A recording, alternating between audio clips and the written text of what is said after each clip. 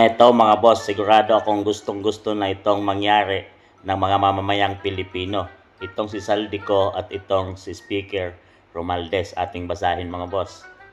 Kahit na lang sana sa Pasko na makita namin kayong dalawa sa loob ng kulungan, masaya na ang mga Pilipino. Yun. Ngayon mga boss, papalapit na ang Pasko. Di bali nang walang handa. Wala tayong handa. Masaya na tayo na makita natin tong dalawa sa loob ng kulungan.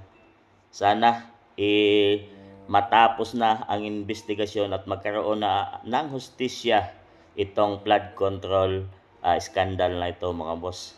Sigurado ako pag nangyari yan, maraming Pilipino ang matutuwa. Di bali na walang handa sa Pasko at New Year.